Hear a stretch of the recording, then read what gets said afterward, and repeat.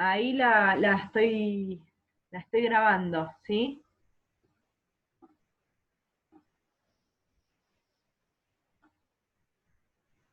Déjenme ver una cosita más. Eso es lo que creo. A ver, si no, díganme ustedes, porque la verdad es que es el inconveniente.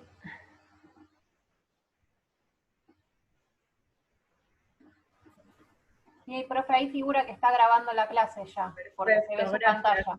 Gracias, chicas. Eh, bueno, como les decía, vamos a incluir dentro del parcial lo que vemos nosotros, digamos, en la comisión. Les decía unidades 3, 4, 5 y 10, ¿sí? Y las del titular, me parece que ya se los dije también por WhatsApp. Luego este Power, bueno, va a estar grabado, así que no van a tener problemas, pero se los mando igual por WhatsApp.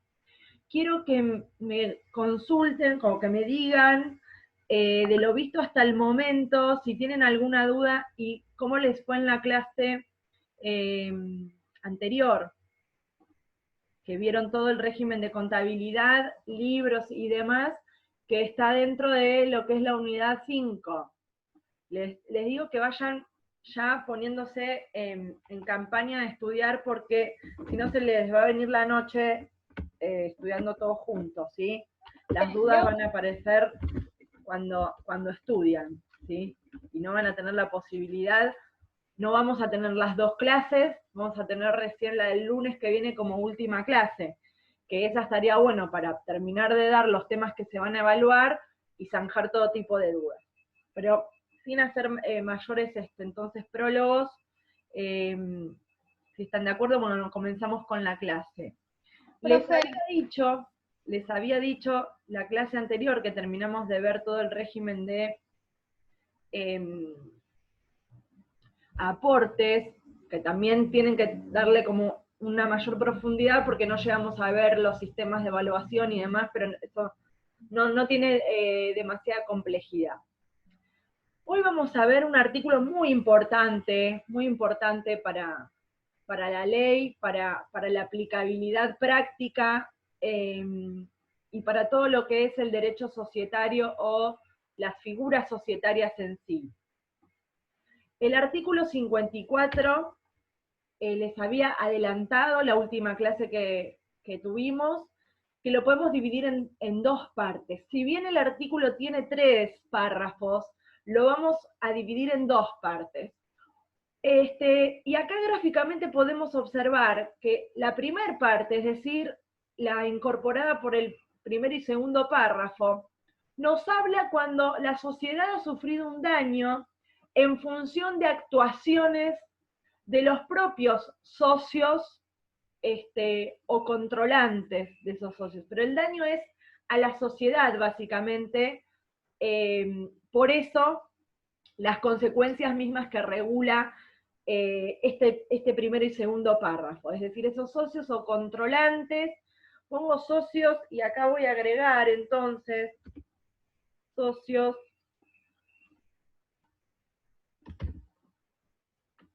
controlantes también, porque no es solamente, ¿sí?, los socios. Agregamos eso.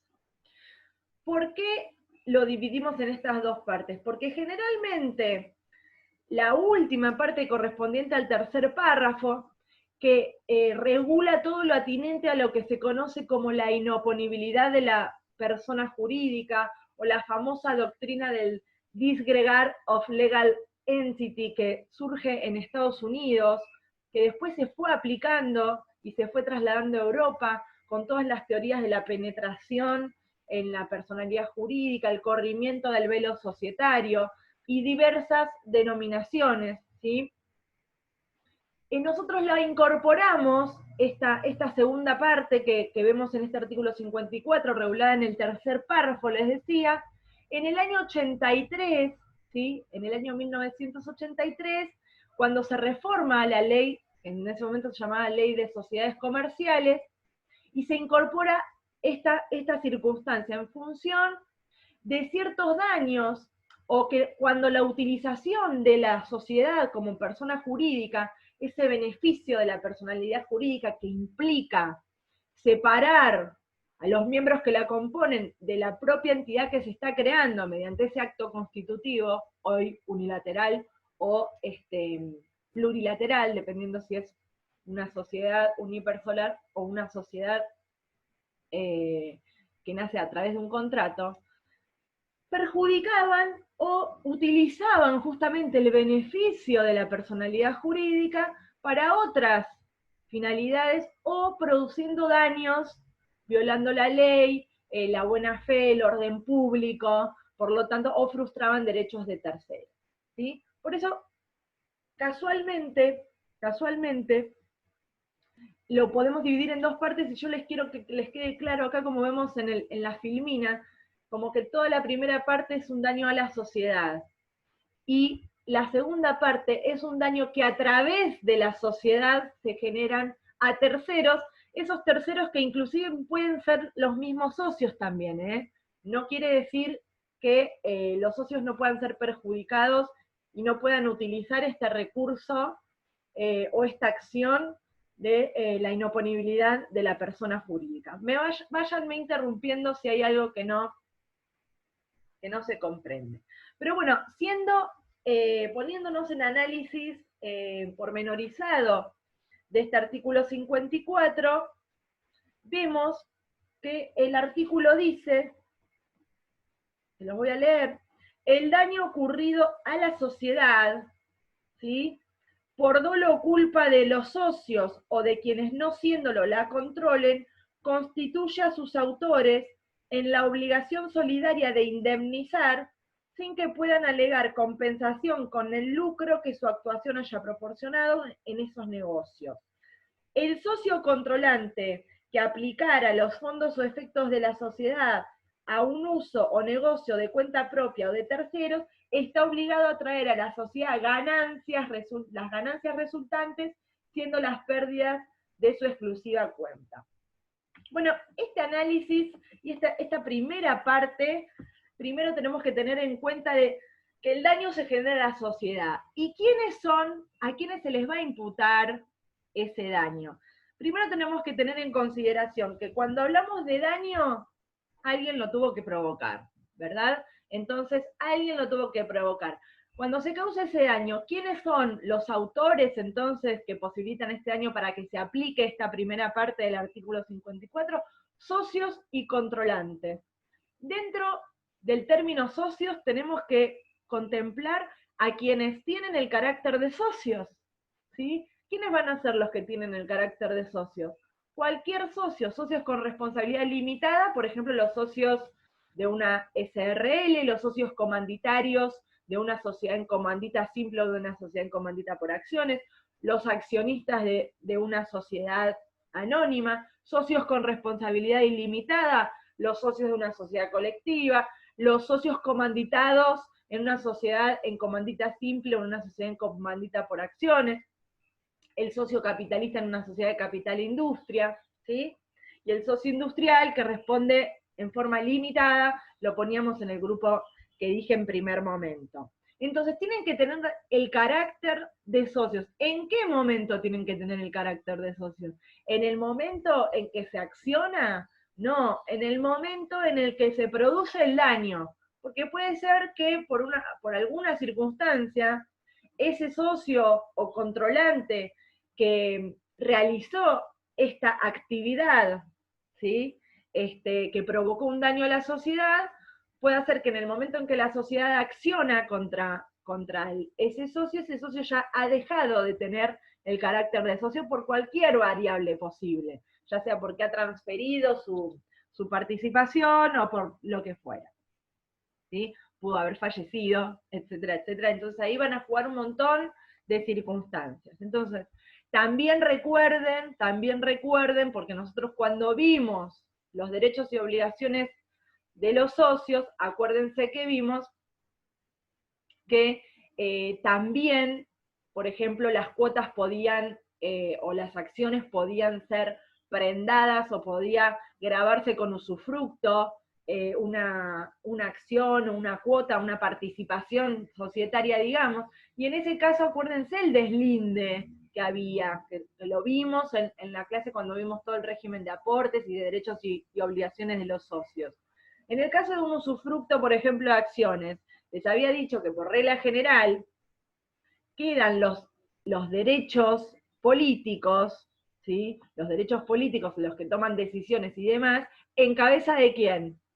Del nudo propietario, ¿sí? Es decir, de la persona que grabó con usufructo esas acciones, por ejemplo. Entonces, salvo que el contrato y la escritura donde se constituyó y se grabó ese bien con usufructo no permita o no transmita, no se transmita en ese mismo contrato todos los derechos, es decir, los derechos no solo económicos, sino también los políticos, recién en ese sentido vamos a poder afectar, vamos a poder imputar a el usufructuario, ¿sí? Si no, por regla general, es la que vimos. Pero todo eso, por eso quiero que se queden y presten atención en esto para ver quiénes son los verdaderos autores o a quienes se les va a imputar la responsabilidad. Esta circunstancia del artículo 54 no hace más que regular en la ley especial, que es la ley 19.550, un supuesto típico de responsabilidad. Y para que haya responsabilidad tiene que haber daño, y ese daño tiene que haber sido provocado por alguien, en este caso los autores, es decir, la imputación de esa responsabilidad va a ser a los socios y controlantes. Pero no solamente tiene que los socios haber provocado un daño, sencillamente, sino que tiene que haber sido efectuado de determinada manera, es decir, también tiene que haber un factor de atribución.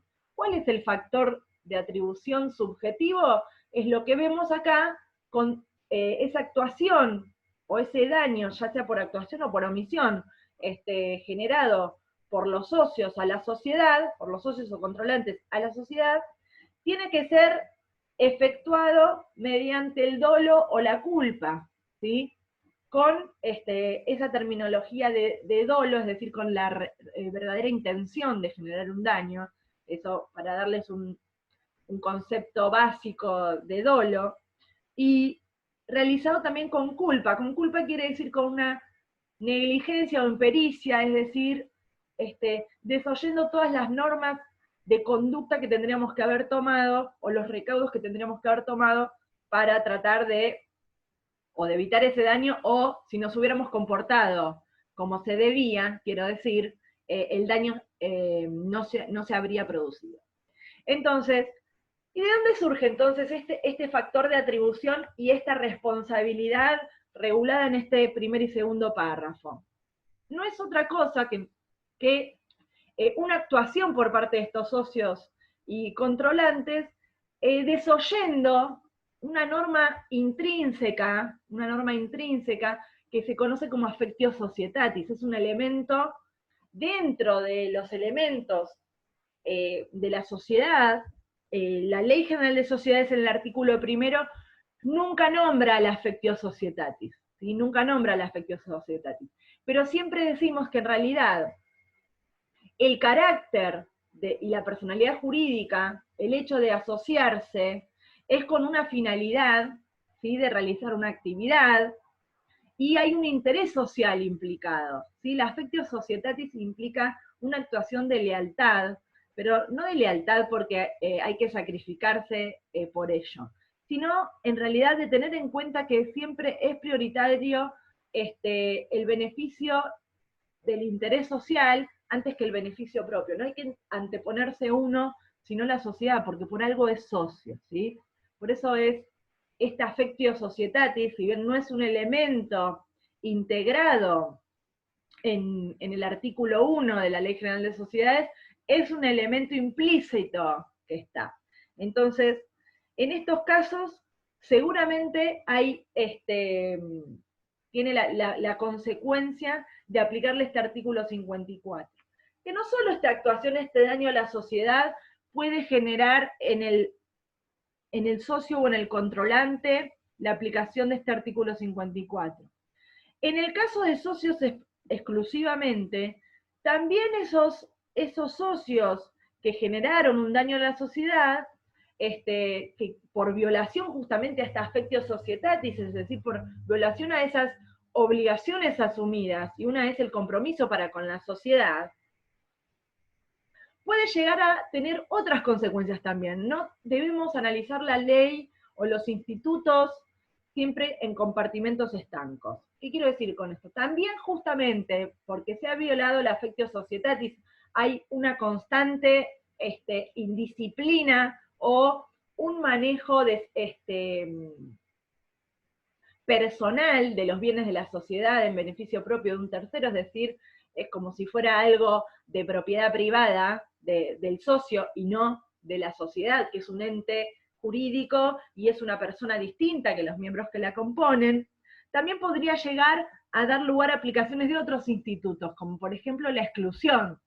Algo hicimos referencia a que la exclusión, regulada en el artículo 91 de la Ley General de Sociedades, era un instituto o una modalidad de resolución parcial que implica, ante el incumplimiento de un socio de las obligaciones, ante un grave incumplimiento de las obligaciones, poder retirarlo compulsivamente de la sociedad, es decir, separarlo de la sociedad, y por lo tanto se produce la separación de ese socio, queda fuera de la sociedad y la sociedad continúa vigente con el resto de los socios. Entonces, en este caso, particularmente del artículo 54, ese daño producido a la sociedad tiene que provenir de los socios o controlantes.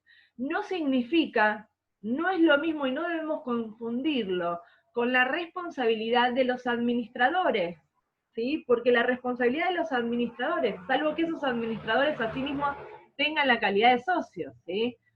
Pero no por el hecho de ser administrador, sino por su calidad de socio, es que en este caso va a ser aplicable el artículo 54. Cuando hay una violación a las normas o parámetros de conducta exigidos a los administradores, que hoy los vamos a ver al finalizar esta clase, que son actuar con la lealtad y la diligencia de un buen hombre de negocios, que son las normas de conducta reguladas en el artículo 59 de la Ley General de Sociedades, implica responsabilidad de los administradores. Y ahí surgen las famosas acciones de responsabilidad de los administradores, que las vamos a ver, ya les digo, al finalizar la clase. ¿Sí? Pero entonces, no podemos confundir este artículo 54 que cuando se genera un daño a la sociedad por los administradores, apliquemos el artículo 54. No, no sería correcto la aplicación de ellos, sino que ahí nos tenemos que fundamentar esas acciones de responsabilidad en el artículo 59 o en el artículo 274, que si bien regula la parte para las sociedades anónimas, es aplicable a todos los tipos sociales. Chicos, vayan interrumpiéndome si voy muy rápido, si hay algo que no les va cerrando. Les pido por favor, porque... ¿sí? Así que les pido por favor. Entonces, en un primer punto les decía que el daño se dirige a la sociedad y en el tercer párrafo se dirige hacia los terceros, consigné ahí, pero no olvidemos que en ese caso también pueden asumir la calidad de terceros los propios socios, porque como hay un desvío o una inoponibilidad de la personalidad jurídica para ese caso, los propios socios terminan siendo terceros, porque no vamos a considerar la existencia de la sociedad para ese caso puntual, ¿sí? Esto todavía que no les queda claro, ténganlo en cuenta para cuando veamos y analicemos el tercer párrafo. Bueno, dolo o culpa, les decía que son los términos que tenemos que buscarlos en el Código Civil y Comercial de la Nación, pero básicamente dolo implica con una intención de dañar, es decir, con una mala fe, y culpa con una negligencia, para darlos en términos cortitos y conceptuales y concretos. Bien. Otra cosa que regula el artículo 54 en su primer párrafo, que es como consecuencia de la aplicación de este articulado, establece la prohibición de compensar, ¿sí? Prohibición de compensar, lo dice justamente en el mismo artículo, dice, la consecuencia es la obligación solidaria de indemnizar sin que puedan alegar compensación con el lucro que su actuación haya proporcionado en otros negocios. Y es lógico, ¿sí? Es lógico, porque aquí la ganancia o la actuación en beneficio de la sociedad, ¿sí? No es otra cosa que una obligación propia, la colaboración y propender a que la sociedad tenga ganancia. Es una obligación íncita del socio y es la consecuencia lógica, ¿sí? La consecuencia lógica. No sé si me pasó algo porque me parece que el video se detuvo. No sé si ustedes me ven. No, a vos no te vemos más, profe, vemos solamente la filmina. Bien, no sé qué me pasó. Bueno, pero me escuchan. Sí, sí, perfecto. Bueno, listo. Seguimos así porque si no pierdo tiempo en ver qué pasó. Les decía que la prohibición de compensar el daño ocasionado con este lucro producido en estas otras operaciones no hace sino con ventajas para la sociedad, digo, no se pueden compensar. ¿Por qué? Porque el socio aquí no hace sino que cumplir con el deber que asume implícitamente al entrar a la sociedad, ¿sí? Entonces, no se convierte por esta razón en acreedor, ¿sí? Entonces, yo realicé un daño, ¿sí? Un daño por haber hecho algunos desvíos de conducta, ¿sí? Desvíos de conducta, y ello me generó beneficios en otros negocios o beneficios para la propia sociedad, pero esos beneficios para la sociedad de ninguna manera van a implicar que yo los pueda compensar, ¿sí? Que yo los pueda compensar, ¿sí? Ahora bien, ¿cuáles son las modalidades? El segundo párrafo más que nada establece estas modalidades de cómo realizar un daño o cuando efectivamente cuáles serían esos modos de actuación dañosos que son sancionados y responsabilizados acá en este artículo.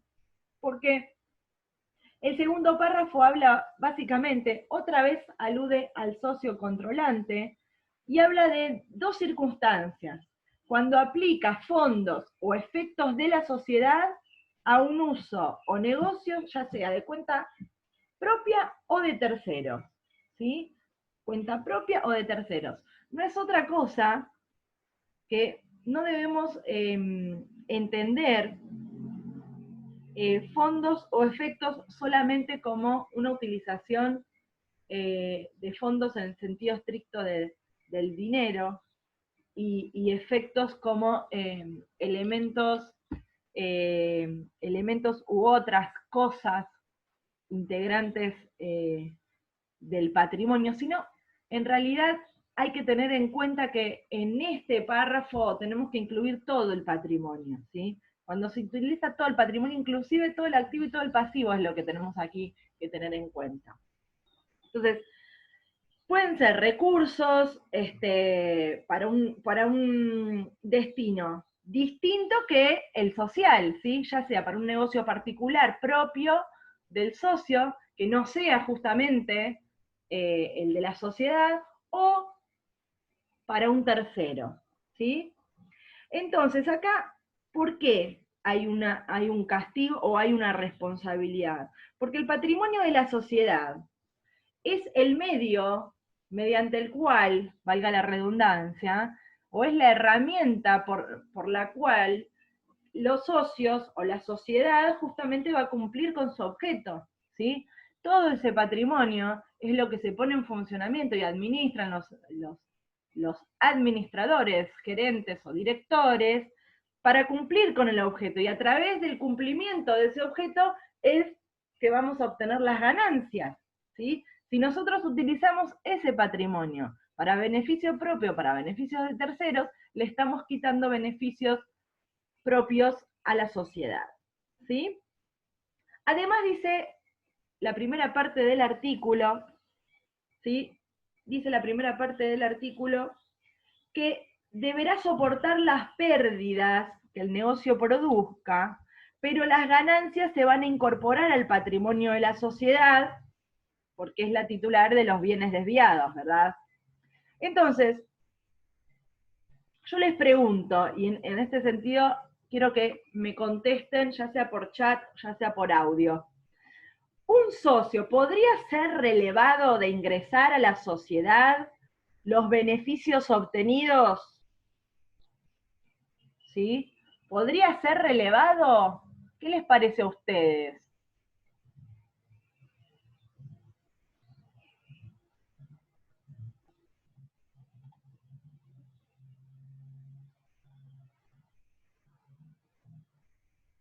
No veo, a ver qué me contesta.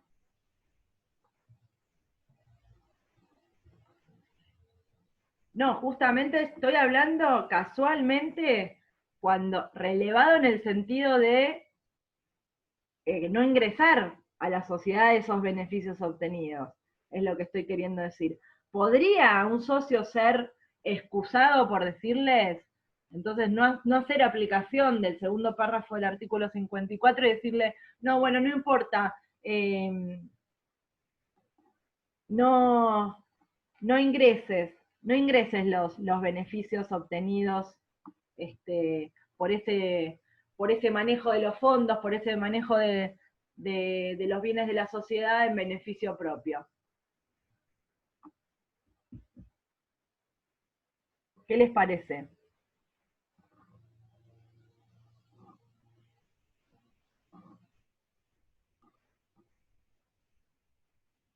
No leo nada, como que no responde nadie. Miren que estamos muy cerquita de que se venga el parcial. Quiero que puedan pensar un poquito. Reitero, les estoy diciendo que el artículo 54 dice que el socio o controlante que utilice fondos o efectos de la sociedad para utilizarlos para un negocio propio o de un tercero, está obligado, dice, a traer a la sociedad las ganancias resultantes.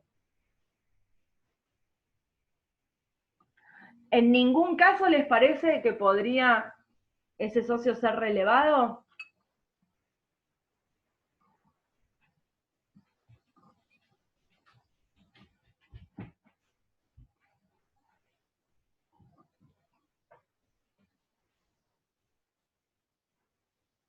¿Sí?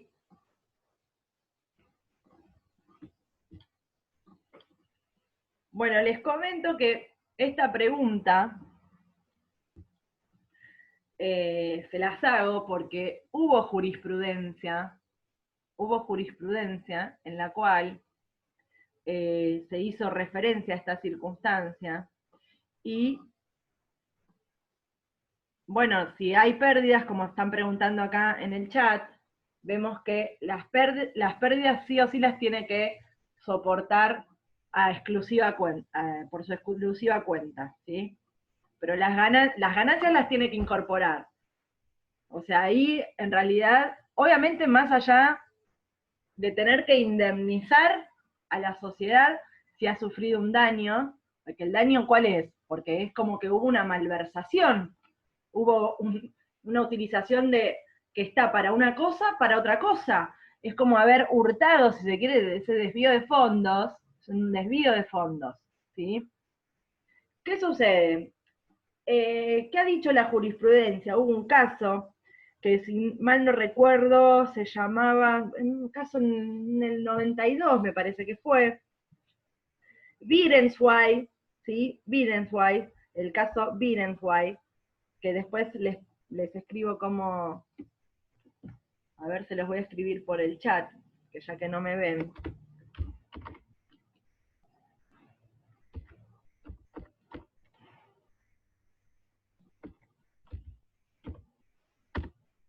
En el caso Birenswey, se estableció justamente que de la única manera que el socio podría ser relevado de ingresar a la sociedad los beneficios obtenidos es si media consentimiento expreso de todos los consocios. Es decir, todo el resto de los socios tiene que prestar su conformidad y que esta conformidad tiene que ser expresa para relevar a este socio que ha utilizado los fondos de la sociedad o el patrimonio de la sociedad para un uso que no era para la realización de la actividad económica propia de la sociedad. ¿Se entendió? Bien. En ese caso, si el socio fuera administrador, tendría esta sanción, además de la del 59 y la del 274. Sería pasible también de acciones de responsabilidad, ¿sí? Esto no es otra cosa que una acción de responsabilidad, ¿sí? Pero acá está enfocada e imputada a los socios y controlantes. Repito, sí, ya que me están pidiendo. La pregunta era, ¿podría ser relevado este socio que está incluido dentro de estas acciones repudiadas por el segundo párrafo del artículo 54? Es decir, un socio que agarró dinero de la caja, para hacerlo gráfico, caja de la sociedad, y se compra un pasaje de avión, se va de viaje, se compra un paquetito para toda la familia, se va de viaje. ¿Sí? Listo. Utilizó bienes de la sociedad para uso personal. ¿Sí? Supongamos que otra de las cosas. Supongamos que uno de los socios tiene una adicción que es jugador compulsivo y se quedó sin dinero y bueno, agarró dinero de la sociedad y lo utilizó para jugarlo en el casino. Y que saltó la banca, hizo saltar la banca y ganó una millonada. ¿Sí? Y ganó una millonada. Entonces, ahí, por aplicación del artículo 54, los beneficios los tiene que traer. ¿Sí? Los beneficios los tiene que traer. Y las pérdidas las tiene que soportar él solo, ¿sí? ¿Sí? Él solo, más allá de indemnizar. Entonces, acá sería la circunstancia. Indemnizar tiene que indemnizar siempre, pero convengamos que si yo sustraje $1000 y me gané 100.000, ¿sí? Si yo tuviera que indemnizar los daños por la utilización de 1000, no sería la misma consecuencia, probablemente no me daría 100.000, ¿se entiende? Como consecuencia. ¿Me van respondiendo a ver si me siguen? Por el chat, por favor. Entonces, ¿qué hace el artículo? Hace como una especie, si se quiere, de doble castigo, por la mala actitud, por la deslealtad de ese socio, ¿sí? Entonces, no solamente vas a tener que indemnizar las consecuencias de lo pura y exclusivamente que utilizaste, porque supongamos que en realidad utilizó el auto y no le produjo ningún daño al auto y, por ejemplo, y cargó nafta y demás y se fue de viaje y lo utilizó para irse a otro lado, para otro destino que no sea justamente el destino propio de un viaje de negocio, sino que lo hizo por un viaje personal, y al auto no le hizo absolutamente nada, ¿sí? Solamente utilizó el auto. No hubo una circunstancia de daño quizás. Pero imagínense que allí, no solo utilizando el auto, sino que tiene un accidente y se rompe todo el auto. O a raíz de esa utilización, el auto se daña. Bueno, se va a tener que hacer cargo él mismo, y no la sociedad, de reparar el auto. ¿Sí? ¿Se entiende en ese caso? Por el tema de las pérdidas. Pero por el tema de las ganancias, quería que les quede claro, porque la obligación de indemnizar está siempre. Entonces yo la pregunta que les hacía, haciendo alusión al caso Birenswey, era, ¿podría el socio estar relegado ¿sí? Relevado, perdón, de traer las ganancias producidas a raíz de la utilización del patrimonio de la sociedad, por ejemplo, o agarró dinero de la sociedad y lo colocó en acciones. Bueno, se dispararon esas acciones y ganó, o lo puso en un plazo fijo, o, ¿se entiende? Lo utilizó para otra cosa, que nada que ver, pero le trajo ganancias. El artículo dice, bueno, esas ganancias que trajiste, las traes a la sociedad. Y además, por haber utilizado este dinero, nos vas a indemnizar. Inclusive, también depende del tipo social en el cual nos encontremos, encima también vas a ser sujeto de exclusión, por haber incumplido, por haber actuado en contra de la lealtad y haber roto la affectio societatis. Bueno, ¿puede entonces ser relevado el socio? En principio no podría, como regla general no. Está la ley, es una imposición legal. Ahora, si el resto de los socios, si todo el resto de los socios expresamente manifiestan la conformidad en que no integre ello, sí, ahí sí podría ser relevado. ¿Por qué decimos de todos los socios? Porque si no, sería fácil el fraude. El fraude de los socios mayoritarios o de los socios en connivencia, o contra los socios minoritarios o contra los socios que no sabían tal circunstancia. Supongamos que yo, en ese caso, de que les decía que saco dinero con otro socio o en connivencia con otros socios, que otros socios saben que yo estoy quitando el dinero, pues soy muy buen jugadora de póker, entonces lo permiten, pero no dicen nada, ¿sí? Entonces, ese socio, en connivencia con una mayoría, sustrae bienes, es decir, me quedo con ese dinero para jugar al póker, y después obtengo el perdón, supongamos, de esos cómplices que yo tenía ahí, que son justamente socios mayoritarios. En ese sentido, con ese criterio, el fraude sería muy posible, ¿sí? Y sobre todo siempre pasaría esto contra los socios minoritarios. En el único caso entonces que podemos relevar al socio de ingresar esos beneficios a la sociedad, los beneficios obtenidos por el uso desviado del patrimonio de la sociedad, sería mediante un consentimiento expreso de todos los socios. Bien, espero que haya quedado claro, ¿sí? Bien. ¿Qué tenemos que interpretar? Les decía, como fondos y efectos, ¿sí? Como fondos y efectos. A ver, ¿qué dicen en el chat? Bien. Como fondos y efectos les decía que no hay que tener un concepto estricto, ¿sí? Un concepto estricto de bienes corrientes o de realización inmediata, ¿sí? Sino que fondos y efectos se tiene que interpretar en sentido amplio como la integridad del patrimonio de la sociedad, es decir, comprender tanto el activo como el pasivo. En este caso les quiero aclarar que si bien, como les decía recién, fondos o efectos se tiene que tener todo el patrimonio, como les di el ejemplo también del uso del vehículo de la empresa, por ejemplo. En ese caso no va a estar comprendido dentro de estos supuestos si yo utilizo el auto de la sociedad por un viaje propio del negocio de la sociedad, o voy a una reunión para ver si puedo atraer clientes en otro lado, pirim, pim, pim, ¿sí? Tampoco se estaría comprendiendo en esta norma del artículo 54 cuando se retiran fondos y estos están autorizados, ¿sí? Porque al estar autorizados ya no habría un comportamiento desleal o una desviación o un desconocimiento por parte de la sociedad, ¿sí? Porque acá justamente lo principal, el kit de la cuestión es que hay una violación a la conducta de lealtad o al affectio societatis, ¿sí? Entonces,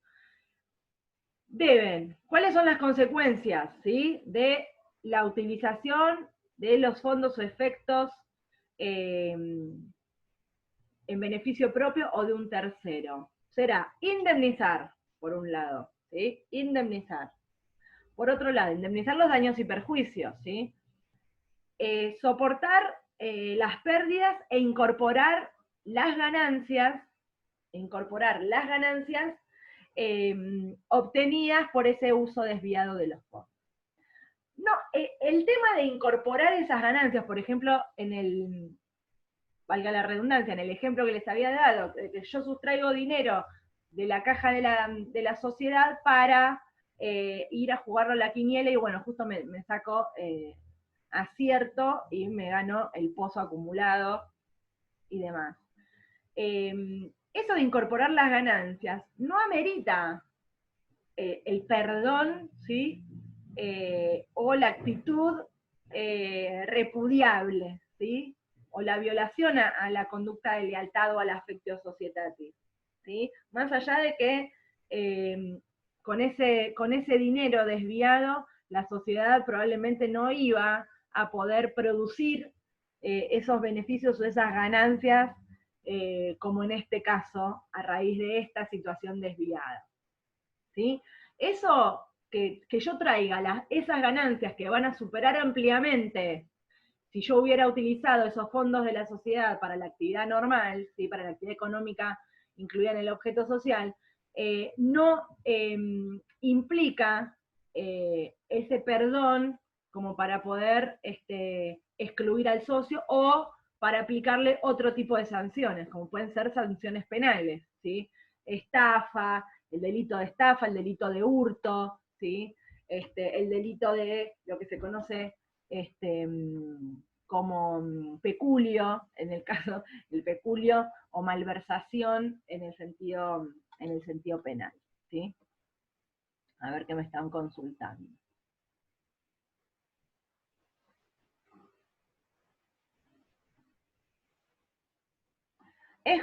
La sociedad como lo justifica no necesita justificarlo, porque ya es directamente legal la circunstancia.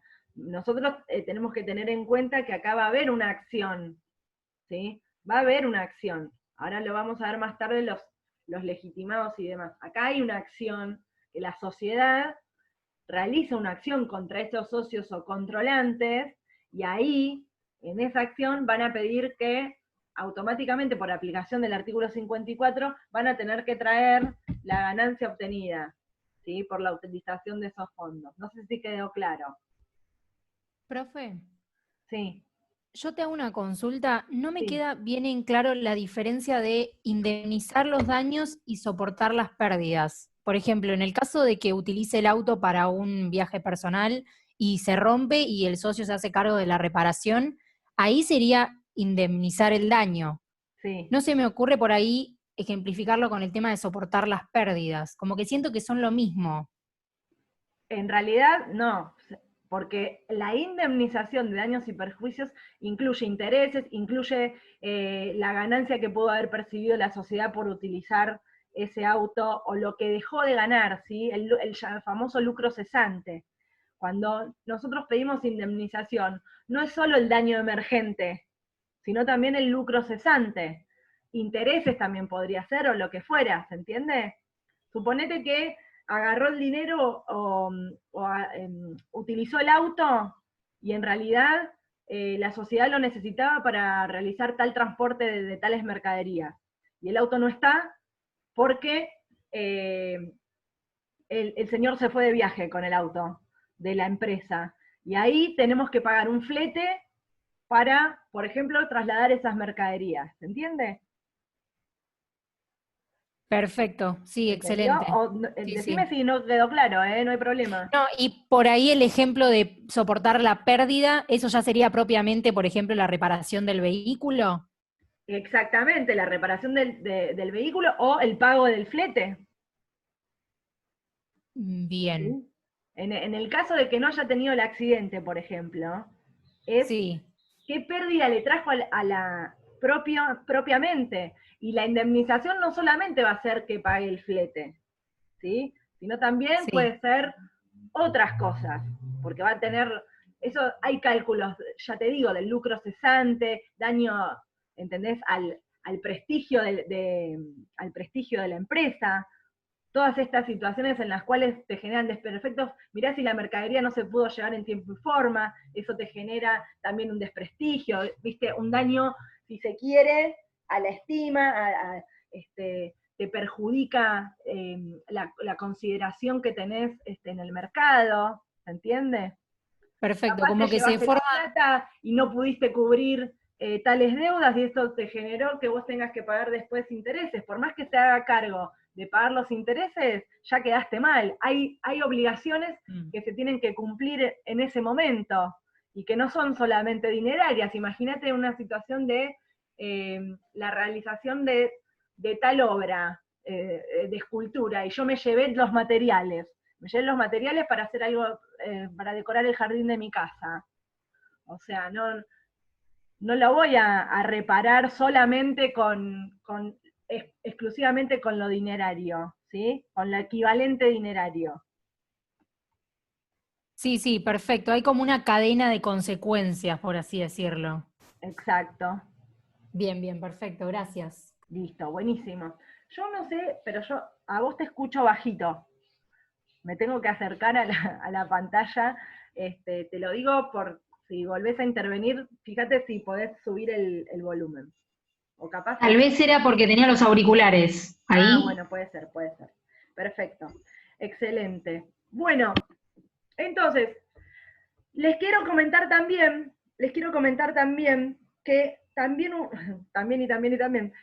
hubo una situación, porque yo les estaba diciendo que esta situación del desvío de los fondos para utilización propia o estos daños provocados por violación a la lealtad o al affectio societatis, nosotros cuando vimos en la clase de los derechos y obligaciones, ¿sí? O el estado de socio, ahora que voy a buscar la filmina, pero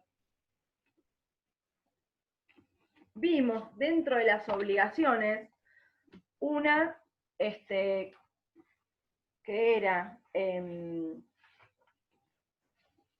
la de realizar aportes, que era la principal, otra la de soportar las pérdidas, y habíamos puesto como rubro C una actuación leal o affectio societatis, que es lo que estamos hablando acá.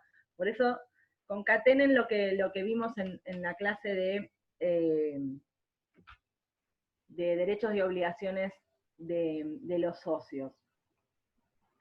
En este caso, también podemos incluir como una obligación, porque acuérdense que la obligación, el término obligación, es todo vínculo jurídico que implica que una persona, que es el acreedor, pueda exigir a otra, que es el deudor, el cumplimiento de una determinada prestación. Y esa prestación puede consistir en un dar, en un hacer, dije, y también en un no hacer. Eso lo dije, y no está en la filmina, pero eso lo dije, y lo recalco ahora. Porque yo acá, en esta filmina que estamos viendo ahora, hago un signo de pregunta y hago una pregunta de qué pasaría con la actividad en competencia. Porque yo les acabo de decir que si utilizo los bienes de la sociedad para uso personal, está bien, incluyo en la violación del artículo 54, pero también soy pasible de poder ser excluido porque esta circunstancia amerita y se considera un grave incumplimiento de las obligaciones del socio, ¿sí? En ese sentido, hay ciertas sociedades, sobre todo las sociedades personalistas, que por su índole personalista, ¿sí? Y porque yo les decía que se denominan personalistas o se clasifican como personalistas en virtud de que la actitud del socio o la permanencia de ese socio o que esté ese socio es fundamental, tienen una obligación de no hacer, que es no pueden realizar actividad en competencia, es decir, no pueden también pertenecer a otro negocio o ponerse a un negocio, pertenecer a otra sociedad, ya sea entonces individualmente o mediante un contrato plurilateral, pertenecer y hacer actividad en competencia. La actividad en competencia en estas sociedades personalistas también es una de las situaciones que puede dar lugar a la exclusión del socio y se considera un grave incumplimiento. Sin embargo, les decía que en un precedente jurisprudencial, que ahora no recuerdo bien el nombre, pero no sé si no fue me parece que fue en este mismo que les acabo de mencionar en el Virenswey.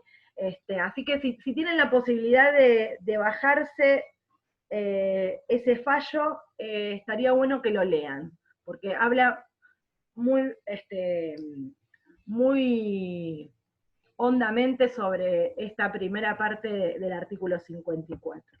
Pero finalmente, en este fallo, se revocó la sanción de exclusión, se había excluido a un socio, ¿sí?, que había actuado en competencia con la sociedad, atento la falta de previsión expresa de esa sanción en el artículo 54, ¿sí? Así que tengan en cuenta esto. A ver, les voy a leer la partecita del fallo que la tengo por acá, si me esperan un segundito la busco. Y a ver qué decía. Lo expuesto hasta ahora me autoriza para proponer la revocación de la sentencia impugnada en cuanto excluyó al socio, porque esta consecuencia no está prevista en el artículo 54 de la Ley de Sociedades, que propongo como base normativa de nuestra decisión. Así que les quería hacer esta aclaración, ¿sí? En principio la actividad en competencia sería una prohibición que tienen los socios y provocaría un daño a la sociedad, ¿sí? Provocaría un daño a la sociedad. Pero bueno, en este caso se revocó justamente inclusive hasta la exclusión de ese socio por esta circunstancia. Por la realización de actividad en competencia no se consideró válido como para la aplicación del artículo. Bien, finalizando entonces con esto, vamos a ingresar al análisis de la famosa inoponibilidad de la persona jurídica. No sé en qué horario estamos, a ver.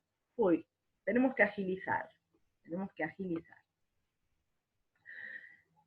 Podemos conceptualizar a la inoponibilidad de la personalidad jurídica como un remedio jurídico de naturaleza sancionatoria o de naturaleza punitiva, ¿sí?, mediante el cual resulta posible prescindir, es decir, negar o no considerar a la sociedad como sujeto de derecho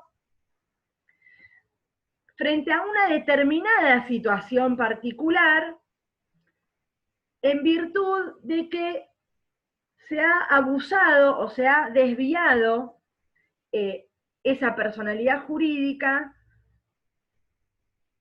para otros fines, ¿sí? Para otros fines, o se ha desviado la utilización de la personalidad jurídica, se ha abusado de la personalidad jurídica en el sentido de que a través de este beneficio se ha violado la ley, se ha violado el orden público, se ha violado la buena fe o se han frustrado derechos de terceros, ¿sí? Esta consecuencia, les decía hoy cuando comenzamos la clase, de la inoponibilidad de la persona jurídica, se incorpora a la legislación societaria, a la ley 19.550, a través de la ley 22.903, ¿sí?, que fue una reforma que se hizo a la ley 19.550 en el año 83, como les decía. Doctrina que viene y que se sustenta, más que nada, en la famosa doctrina del disgregar, les decía, de Estados Unidos, ¿sí? Bueno, ¿qué les decía? Que nosotros vimos en la primer clase, que tuvimos el placer de tener clase presencial, dijimos que este beneficio de la personalidad, ¿sí?, es una de las consecuencias más trascendentes de la figura societaria, ¿sí? La sociedad es un sujeto de derecho y esa personalidad se la da el acto constitutivo, ya sea unilateral o plurilateral, o la ley misma en el caso de ciertas sociedades. ¿Me van siguiendo, no? Pero ¿qué dijimos? que esa personalidad, ¿qué implica tener personalidad jurídica? Que hay una separación de la personalidad de los socios con la personalidad de la sociedad. Entonces, esa sociedad, como es una personalidad separada de las de sus miembros, tiene un nombre propio, tiene un patrimonio, tiene un domicilio y todo lo que vimos, ¿ya? Cuando analizamos dentro de los elementos de la sociedad, ¿sí? En el artículo 1. Pero el artículo 2, que todavía no lo analizamos, pero lo mencionamos, junto con el artículo 144 del Código Civil y Comercial de la Nación, dicen que la sociedad es un sujeto de derecho dentro de los alcances de la ley. Es decir, la ley le otorga personalidad jurídica a las sociedades porque esa personalidad jurídica se las otorga con un fin económico, para motivar, para ser motor de la economía, ¿sí? Para posibilitar que se pueda destinar un patrimonio afectado a la actividad económica y que esa afectación de esa parte de nuestro patrimonio a la realización de una actividad económica no nos conlleve a asumir con nuestro propio patrimonio, ¿sí? Con nuestro propio patrimonio, por lo menos en principio, las consecuencias del riesgo empresario en sí, ¿sí? Porque eso impediría de alguna manera, o desalentaría, ¿sí? De alguna manera, el crecimiento empresario, y que convengamos que las empresas y los comercios, y sobre todo las pymes, son el motor de toda economía, ¿sí? De toda economía del país, ¿sí? Entonces cumple también una función social, ¿sí? Estas circunstancias. Entonces, les decía que se abusa de la personalidad jurídica cuando por intermedio de ella, ¿sí? Se posibilita la burla de la disposición legal, la burla del orden público, se frustran derechos de terceros, se viola la buena fe. Entonces, en la mayoría de todos los casos, inclusive, donde hay un abuso o un uso desviado de la personalidad jurídica, confluyen todos los elementos o las modalidades de procedencia que enumera el tercer párrafo del artículo 54. Pero les quería decir que entonces tengan en cuenta el artículo 2 y el artículo 144, léanlo y utilicen la bibliografía que quieran, porque en esto no ha sufrido modificaciones la ley de sociedades, así que el artículo 2 y el artículo 54 lo pueden leer de cualquier bibliografía. Hubo un compañero que subió al Drive la ley comentada de Nissen o el manual de derecho societario o el curso de derecho societario de Nissen, que de ahí lo pueden leer, ¿sí? De ahí esa bibliografía les sirve. Entonces, vamos a ver entonces bien este instituto de la personalidad jurídica. Se pasó la filmina, ¿no? Porque yo no lo estoy viendo. Díganme si están viendo la filmina siguiente.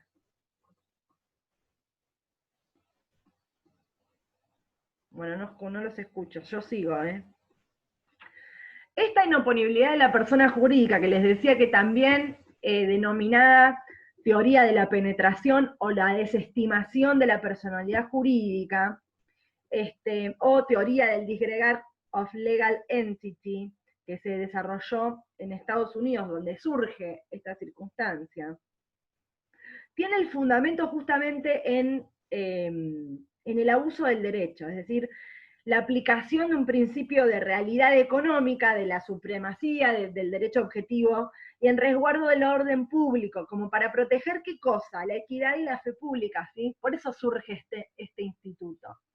¿Y qué significa? Esta personalidad jurídica, como les decía, tanto el artículo 2 como el artículo 144 del Código Civil y Comercial de la Nación, implica que la personalidad jurídica o el hecho de ser sujetos de derecho a todas las sociedades tiene un carácter instrumental. ¿Por qué un carácter instrumental? Es decir, porque eso sirve de herramienta, es decir, yo, como legislador, le hemos otorgado personalidad jurídica a todas las sociedades, porque hoy por hoy toda sociedad es sujeto de derecho, inclusive las reguladas en la sección cuarta, también son sujetos de derecho, es decir, todas las sociedades van a ser personas jurídicas y tienen la calidad de personas jurídicas. Aclaro esto porque antes de la modificación producida por la ley 26.994, esto ténganlo muy en cuenta, chicos, antes los tipos societarios,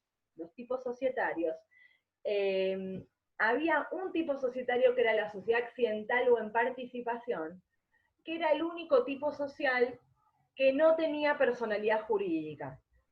Hoy por hoy, como la sociedad accidental o en participación fue quitada dentro de los tipos sociales, se derogó como tipo social, y está ahora regulado como un contrato asociativo llamado negocio en participación en el Código Civil y Comercial de la Nación, vemos que es más atinado, por otro lado, vemos que todas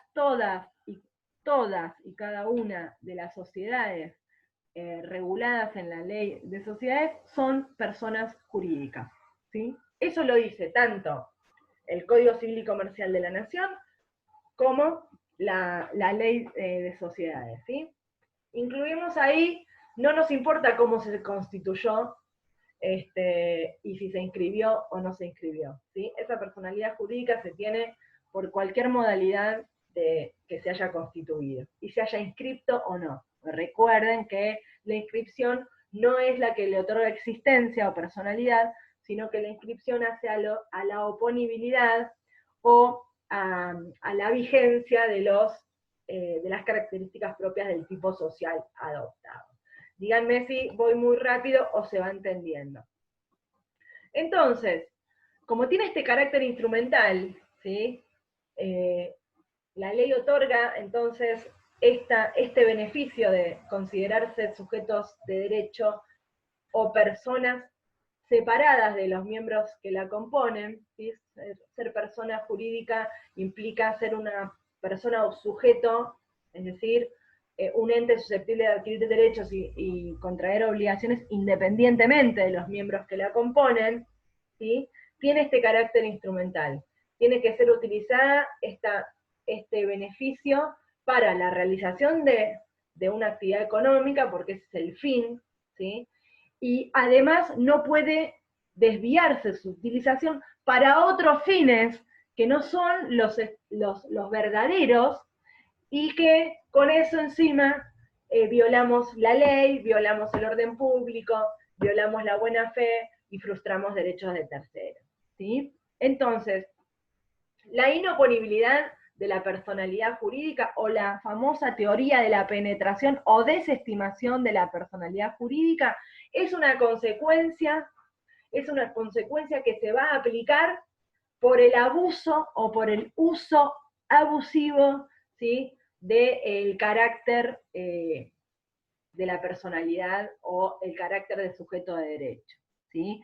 Hay un abuso entonces cuando se usa un derecho contrariando o excediendo los fines legales o también los límites legales, ¿sí?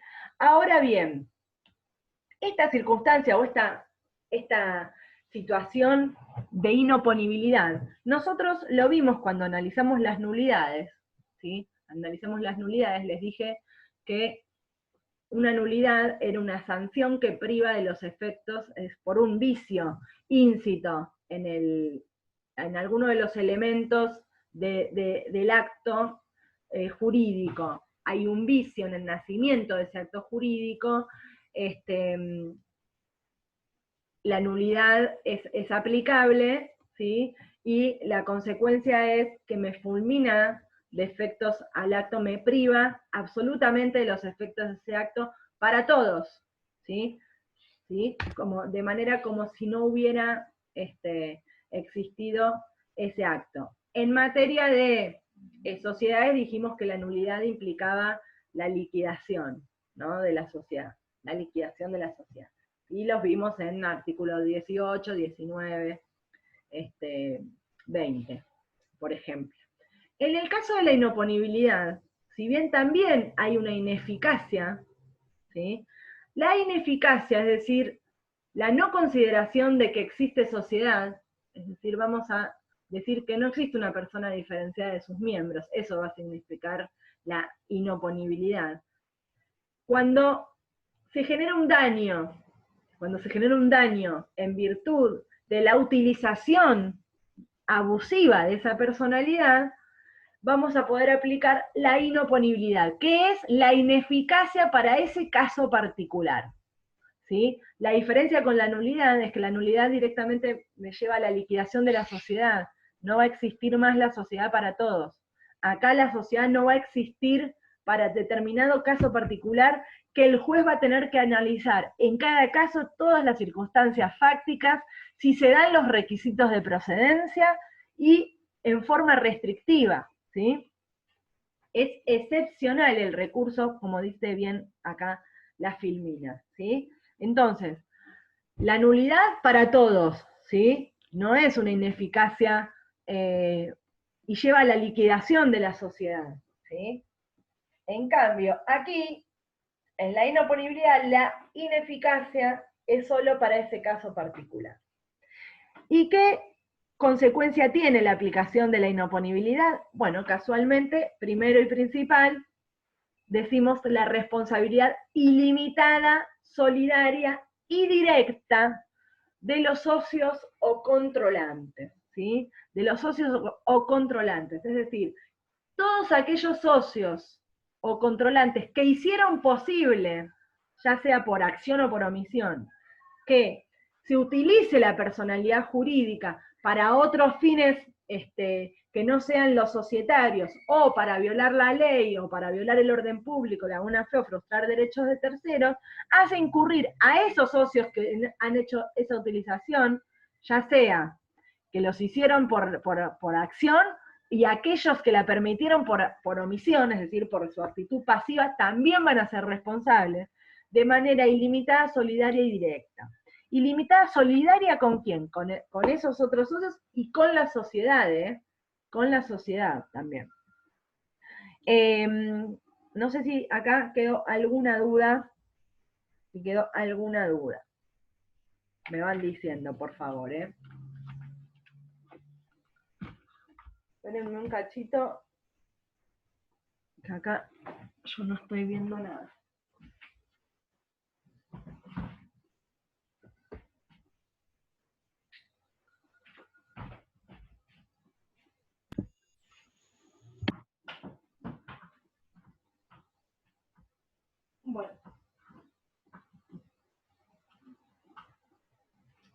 Bueno, no. Dejé de ver, chicos. Ya fue. Como les seguía diciendo, vamos bien, ¿no? Hasta ahora no hay ninguna pregunta, nada.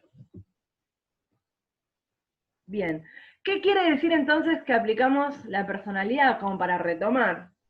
Implica entonces, les decía, la posibilidad de prescindir o de negar la existencia de la sociedad como centro de imputación normativa, como entes susceptibles de adquirir derechos y contraer obligaciones independientemente de sus miembros, y responsabilizar entonces, por esos actos directamente a los socios o a los controlantes, ¿sí? Yo les quiero hacer una pregunta, que es una pregunta que se ha hecho en otros parciales, y que es, sobre todo porque se combinan cuestiones dadas por el titular como cuestiones dadas por la comisión. ¿Qué diferencia encuentran ustedes entre la responsabilidad ilimitada, solidaria y directa establecida acá en el tercer párrafo del artículo 54 con la anterior responsabilidad ilimitada, solidaria y directa que tenían los socios en las llamadas sociedades de hecho o irregulares? Los escucho. ¿Qué diferencia podrían advertir? Les digo porque era pregunta de, y además les dije que traten de hacerse respecto de lo que es sociedades simples, un comparativo con el régimen anterior. ¿Qué les parece? ¿Cuál sería la diferencia?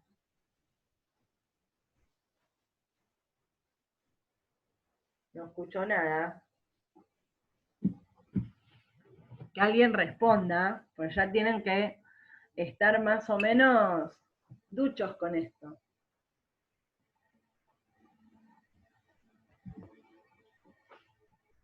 Nada, chicos, responda a alguien porque no continúo, ¿eh?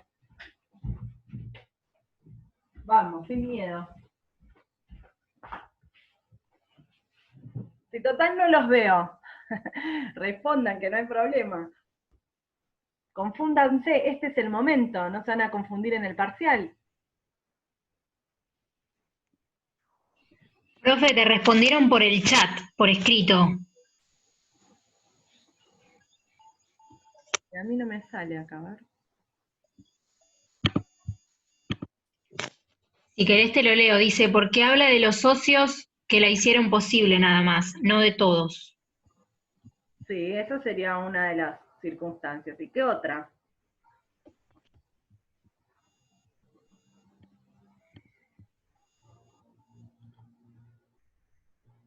Yo no sé por qué no puedo abrir el chat.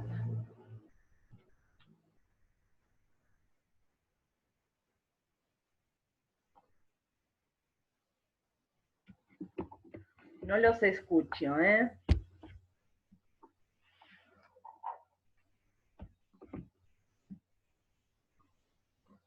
Léanlo o díganlo por voz, porque yo no sé qué pasó, que no puedo abrir el chat.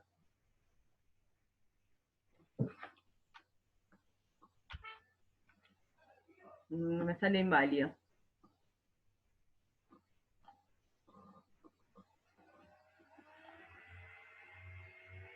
Bueno, nada más, no se los voy a responder, ¿eh? si no me hablan.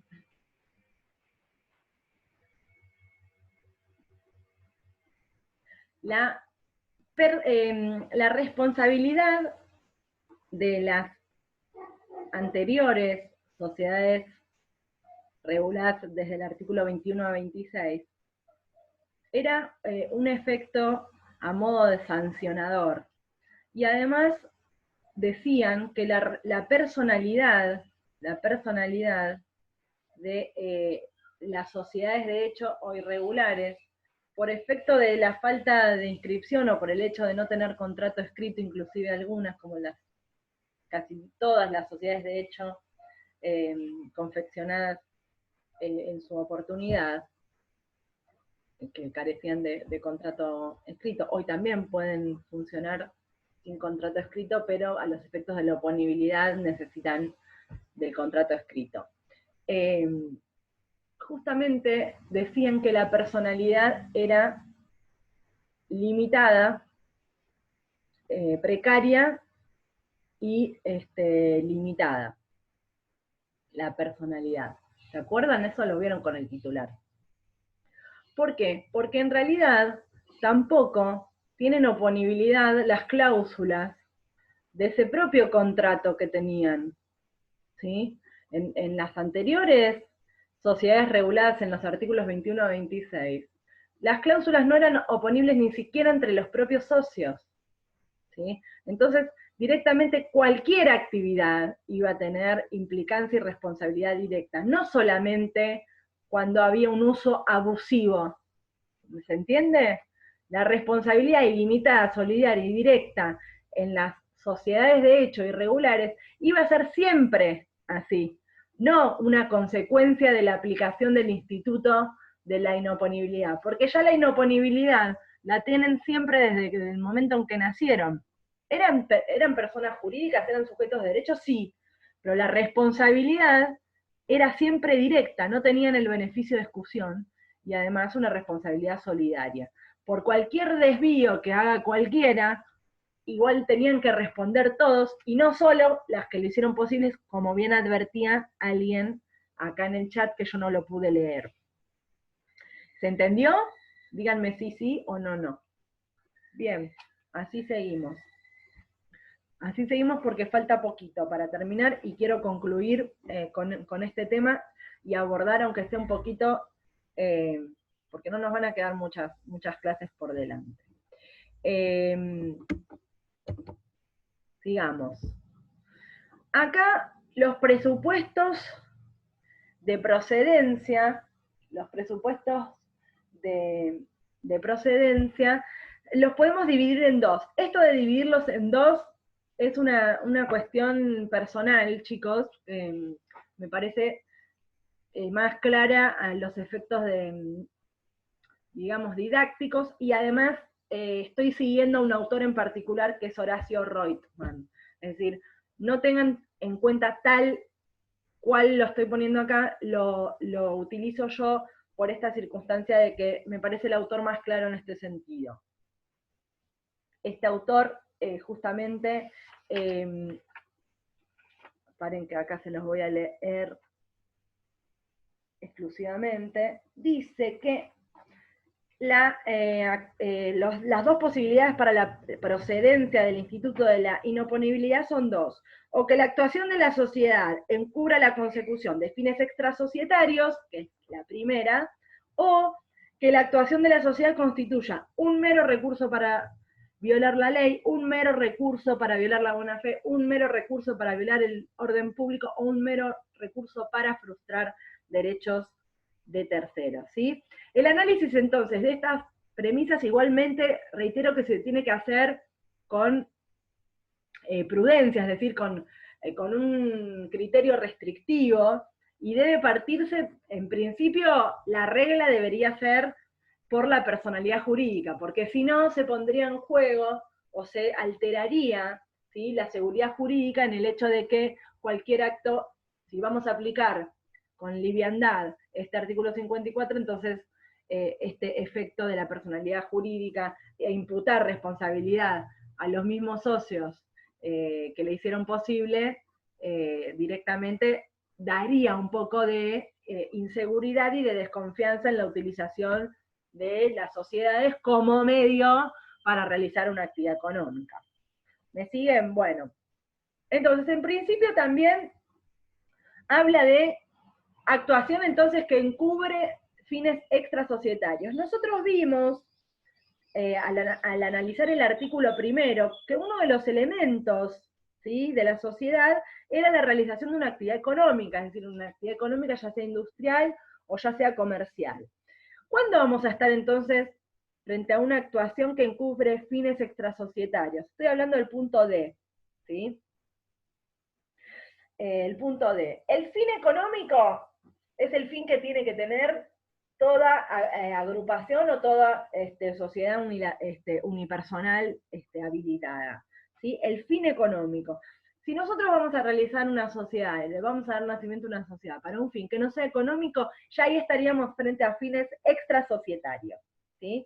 Fines extrasocietarios. Pero puede ser creada directamente esa sociedad para esos fines, o puede que sea un supuesto particular, de algún acto en particular que tenga como finalidad un fin extrasocietario.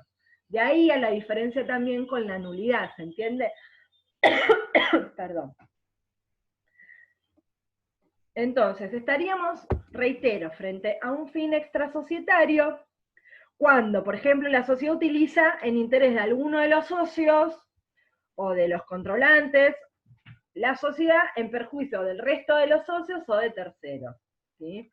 Entonces, es una realización de actos que pueden ser válidos, no necesariamente tienen que ser ilícitos, pero el fundamento, o sea, el fin, por esos fines extrasocietarios, o sea, el motivo, tiene un origen, digamos, en una causa que no se exterioriza, es decir, que está encubierta, por eso dice que encubre fines extrasocietarios. Esa causa no se exterioriza, no quiere decir igual que tenga que permanecer oculta, ¿sí? O que tenga que permanecer oculta, pero generalmente esa circunstancia encubre fines que estaría violando la ley igualmente. Por eso estas dos supuestos podrían ser analizados como todos juntos, ¿se entiende? No necesariamente como dos supuestos diversos, porque generalmente casi todas las situaciones en que se actúa dando fundamento a la aplicación de la inoponibilidad, convergen varios presupuestos de procedencia, ¿sí? Porque en este caso estaríamos violando la ley propia de sociedades, que implica que la sociedad tiene que crearse para realizar una finalidad o cumplir una finalidad económica, ¿sí? Pero les decía que esa actividad extrasocietaria no necesariamente tiene que ser ilícita. Cuando hablamos de extrasocietarios no hablamos de ilicitud, ¿sí? Hablamos de que la finalidad es otra, por eso es extrasocietario, que la finalidad es extrasocietaria. Puede ser las dos cosas, puede ser además ilícita, y eso además tendrá consecuencias no solamente de la aplicación de la inoponibilidad, sino que tendrá también como consecuencia la aplicación de sanciones previstas por otras normativas, por ejemplo el Código Penal o lo que fuera. Por eso cuando el legislador habla de encubrimiento, ¿qué quiere decir? Que ese acto, conjunto de actos que provocan la inoponibilidad, fueron desarrollados, ¿sí? Fueron desarrollados con esa intención de desviar el objetivo de la sociedad. O sea, sin necesidad de estar encubierto, ¿sí? Sino que la finalidad es lo que está oculta o desviada, ¿sí? Puede exteriorizarse o puede mantenerse oculta, ¿sí? Lo determinante para entonces la aplicabilidad de la inoponibilidad es que ese acto haya sido utilizado desviándose de la causa fin que tiene toda sociedad, que es la realización de una actividad económica, ¿sí? Por ejemplo, un ejemplo podría ser que, no sé, se constituye una sociedad y uno de los socios lo integra con bienes registrables y en realidad no realiza ninguna actividad, ¿sí? No se realiza ninguna actividad económica. Entonces el fin evidente es que, ¿para qué aportaste bienes si no estás realizando ninguna actividad económica? Aportaste bienes seguramente entonces para encubrir otra finalidad, que puede ser la de, por ejemplo, insolventarse o quitar de su patrimonio personal esos bienes que son garantía común de los acreedores, ¿sí? O podría ser también que incorpore bienes registrables, simulando, ¿sí? Simulando un condominio. Entonces cualquiera de ellos podría interponer una acción de división de condominio. Como por ejemplo, para darles un ejemplo. Entonces, ya vimos estos fines extrasocietarios, encubrimiento, que no necesariamente les decía que tienen que ser actos o conjuntos de actos ilícitos, ¿sí? Sino que solamente la antijuridicidad, va encaminada respecto de los fines, ¿sí? De los fines que se tuvieron en cuenta. Que la ley dice en este tercer párrafo, actuación que encubra fines extrasocietarios. El elemento actuación indica que entonces la sociedad o los socios, a través de la utilización de la sociedad, realizan uno o varios actos, ¿sí? Pero lo trascendente para determinar esta ineficacia o esta inoponibilidad es que ese acto o ese conjunto de actos tienen que tener una vinculación directa con esa finalidad desviada, con esa finalidad abusiva. Tienen que ser o para realizar otros fines que no tengan nada que ver con la actividad económica, o para violar alguna ley, o para violar el orden público, o para frustrar derechos de terceros. ¿Me siguen? Después nos establece mero recurso, ¿sí? Un mero recurso. ¿Qué entendemos por mero recurso? Nosotros acá tenemos que tener en cuenta que para la aplicación del instituto de la inoponibilidad, nosotros necesitamos que pura y exclusivamente en esa circunstancia la sociedad se haya utilizado pura y exclusivamente como un recurso, como un medio, ¿sí? Como un medio para o violar la ley, frustrar derechos de terceros, violar el orden público o violar la buena fe, ¿sí? Entonces, la sociedad puede llevar a cabo una serie de actos cuya ejecución persigue fines de los cuales no están previstos. Pero se exterioriza toda sociedad como un medio para obtener estos otros propósitos, ¿sí? No sé si se entendió. Con lo cual, la sociedad terminaría siendo como una especie de pantalla o máscara, si se quiere, utilizada para otro fin, ¿sí? Para otro fin. Por ejemplo, otro de los casos podría ser que una sociedad que se constituye para poner una zapatería, no sé por qué siempre digo zapatería, por favor, no utilicen ese ejemplo nunca ustedes. Reciben bienes de los socios incorporan bienes como aporte, pero como los socios realizan esta simulación de que van a poner un emprendimiento en función de que tienen otras deudas que los están presionando, entonces deciden destinar esos bienes o generar aportes a esta sociedad para una actividad que nunca van a desarrollar, ¿sí? O si desarrollan esa actividad, en realidad la finalidad mayor es porque, por ejemplo, para poner una zapatería no necesitas aportar 3 inmuebles, 5, poner que sean 5 socios, 5 autos, cada uno aporta un auto, ¿se entiende? Es como que se vería como un poquito que la finalidad evidentemente evidencia otra motivación. Ese mero recurso puede ser para violar la ley, es decir, acá vería un típico caso de fraude, es decir, se utiliza la sociedad y se utiliza una ley válida, es decir, la agrupación o la constitución de una sociedad es un acto válido, ¿sí? Pero a través de la utilización de esta ley, que es la ley de sociedades, violamos otra ley, ¿sí?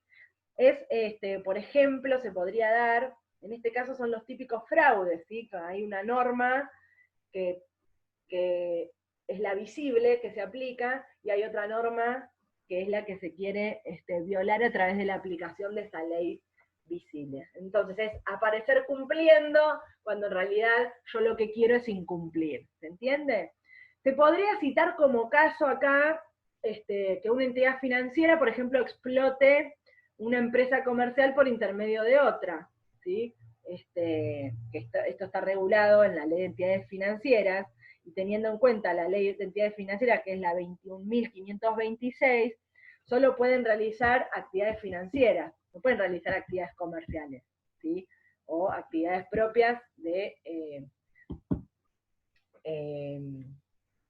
cualquier comercio, ¿sí? Cualquier otra actividad. La ley de entidades financieras solamente puede realizar actividad financiera. Entonces, si esa participa, por ejemplo, ¿sí? En una sociedad pura y exclusivamente para realizar otra actividad, estaría violando la ley de entidades financieras. Eso por ejemplo. También aquí, en estos supuestos que les acabo de hablar, de violación de la ley, se puede dar la situación de la violación del orden público. Es decir, no es que ustedes pueden ver ejemplos, dependiendo del autor que lean, que algunos ponen el mismo ejemplo que yo di para violar la ley, para violar el orden público, la buena fe o frustrar derechos de terceros. En realidad, siempre es como que confluyen casi todos. Es raro que en los supuestos de inoponibilidad no se den todas, porque cuando se viola la ley, se viola la buena fe, se viola el orden público, porque justamente el orden público está protegiendo, ¿sí?, un interés general.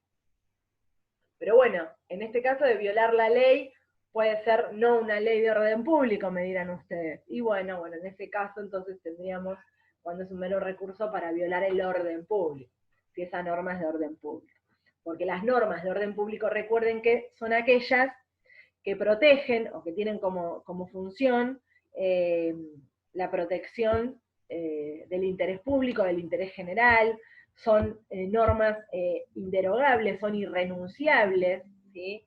Se pueden hasta aplicar de oficio, ¿sí? Y por las partes no pueden pactar otras cosas en contra de esas normativas, es decir, no se pueden vulnerar de ninguna manera esas normativas porque tienen como misión la protección, les digo, del interés general o del interés público, ¿sí?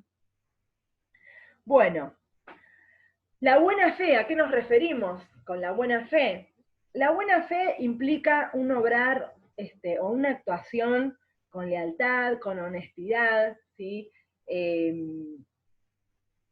Justamente en este sentido, cuando se analiza la inoponibilidad de la personalidad jurídica, en cuanto a la buena fe, no podemos atribuirla a la sociedad, sino ahí directamente a los socios o los controlantes, porque en ese caso, a quienes se les extenderá la responsabilidad, hay un interés obviamente particular, es decir, que los contratos, según el Código Civil y Comercial de la Nación, los contratos siempre deben celebrarse, interpretarse y ejecutarse de buena fe. Por lo tanto, cuando la sociedad se utiliza para violar la buena fe, se configuró entonces este abuso del derecho, ¿sí? Bien, frustrar derechos de terceros sería la otra posibilidad. Avanzo porque ya estamos con las 6 y quiero terminar, ¿sí? Quiero terminar aunque sea con esto y si tienen alguna pregunta. La frustración de derechos de terceros no solo se circunscribe, a los efectos a aquellas personas, cuando habla de terceros, extrañas a la sociedad. Por eso, en realidad hay en una filmina que quiero que la arreglen, acá, recurso excepcional a favor de acreedores sociales o particulares, y también vamos a poner y socios, ¿sí? Y socios. En este sentido hay un autor que es Reutemann, que clasifica las clases de inoponibilidad en inoponibilidad activa e inoponibilidad pasiva.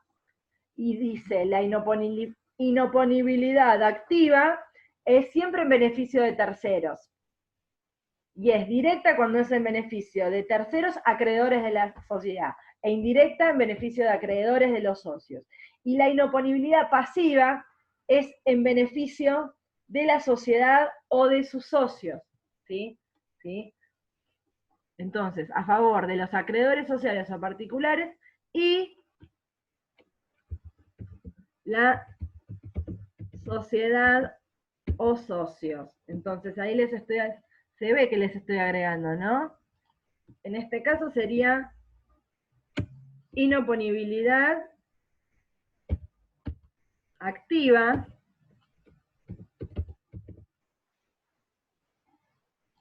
¿sí? Díganme si están viendo.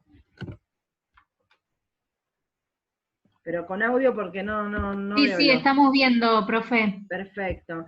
Y, Te hago una consulta. sí. Dijiste lo de la directa eran acreedores de la sociedad e indirecta son acreedores del socio o a nivel individual. Acreedores No sé, sociales. Esta acá sería activa directa. Ah, perfecto. Y particulares de los socios, activa indirecta. ¿Sí? Sí, perfecto, gracias. Buenísimo. Bien. Esto igual es técnico, no se preocupen, con esto no va a haber preguntas en este sentido.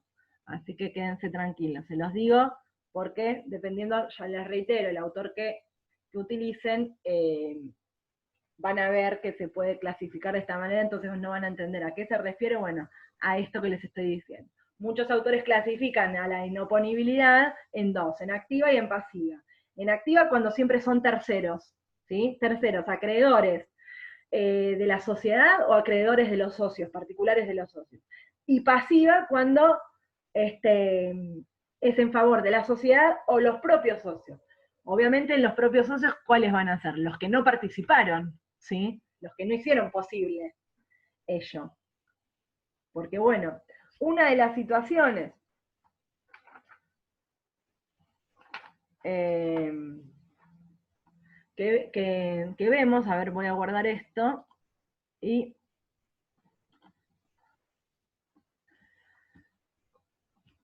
acá vemos, ¿ves? Legitimados activos y legitimados pasivos, ¿sí?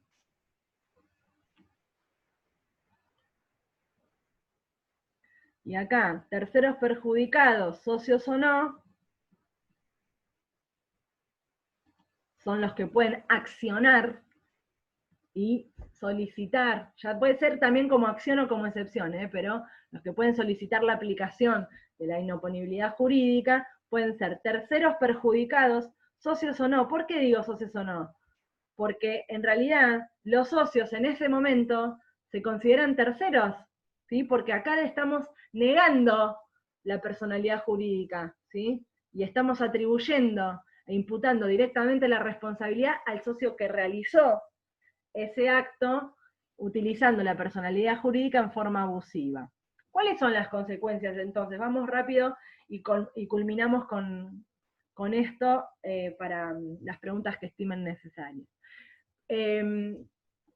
Las consecuencias son, primero, la pérdida de la personalidad jurídica, pero para un caso concreto, porque hay les decía, una ineficacia del acto jurídico sociedad, es decir, no consideramos como que la sociedad existe, y la sociedad existe porque cuando nace, con el contrato o con el acto unilateral, ¿no? Perfecto, la manifestación unilateral de voluntad.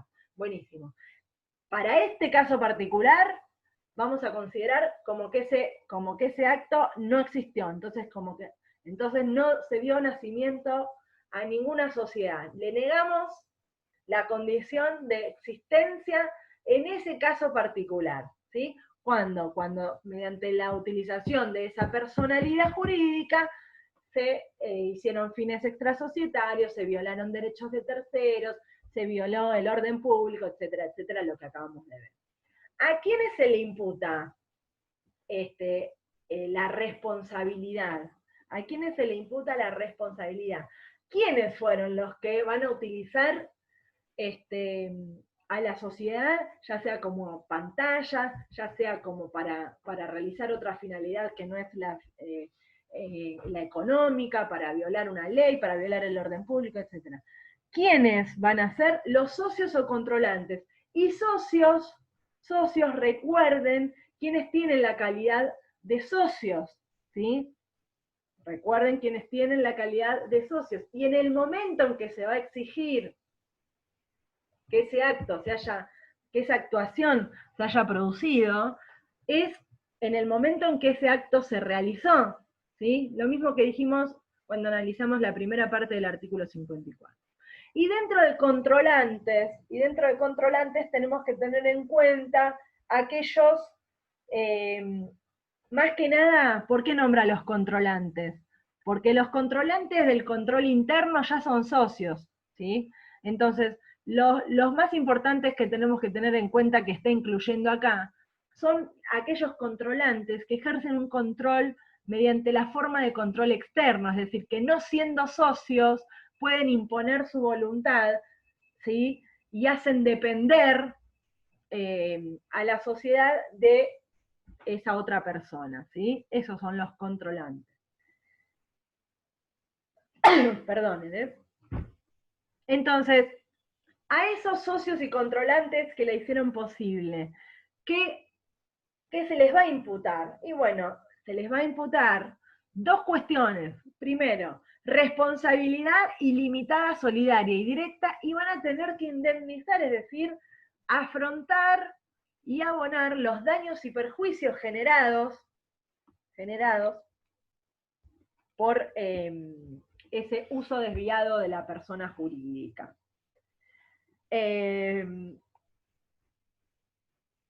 Quiero que quede claro que la responsabilidad para aquellas personas que hicieron posible el acto, no solamente posibilitas esa actuación o alguna actividad que haga susceptible de ser propio o servir como fundamento para la inoponibilidad de la persona jurídica, la actuación, es decir, se puede hacer posible esta circunstancia tanto por acción como por omisión. Eso también quiero que quede claro. Se deberán hacer cargo, entonces les decía, de los daños y perjuicios que hayan provocado, que ese acto haya provocado, y a diferencia de la nulidad, la inoponibilidad no disuelve ni liquida la sociedad. no disuelve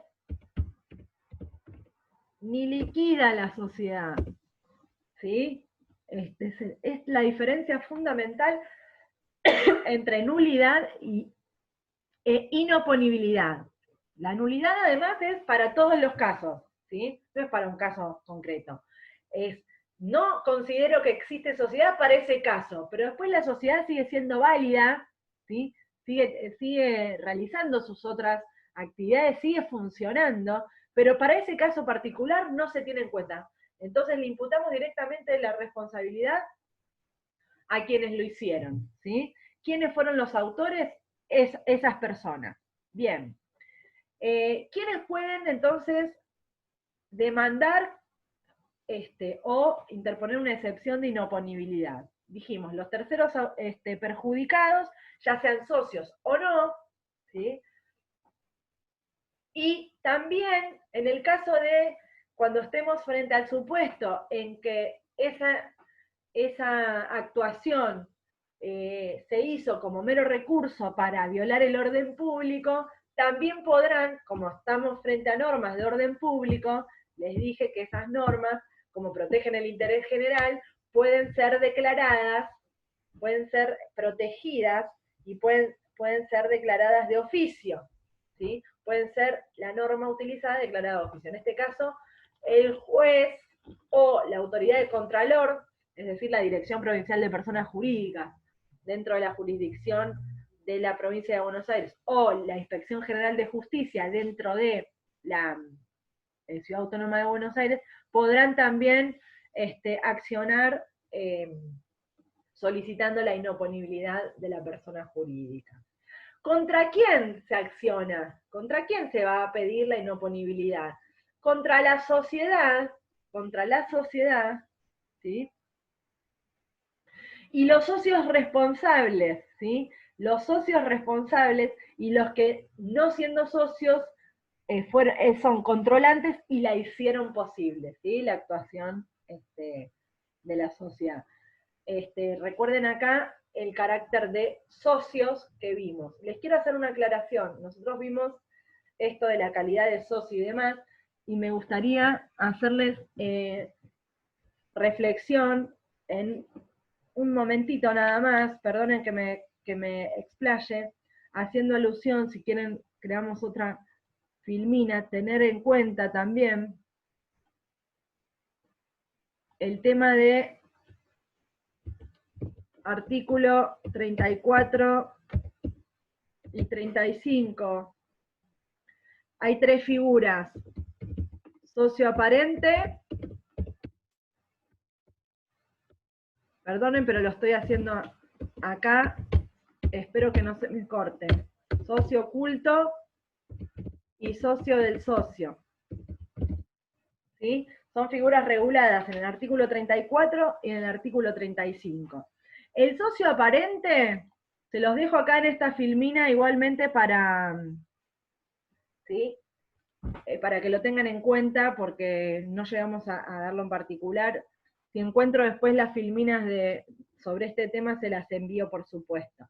El socio aparente es aquel que figura en el contrato, que figura como único socio, pero no es el socio verdadero, ¿sí? Entonces es el típico prestanombre. El típico prestanombre que aparece, ¿sí? Que aparece en el documento o en el acto constitutivo, pero no es el verdadero socio. Al no ser el verdadero socio, no tiene los derechos de socio. Es decir, no es el que realiza los aportes, no es el que participa en realidad en las reuniones sociales, en las asambleas, no es el que va a percibir las ganancias, porque es el socio aparente, solamente prestó su nombre. El socio oculto, por el contrario, es la contracara de este socio aparente, y generalmente están emparentados, ¿sí?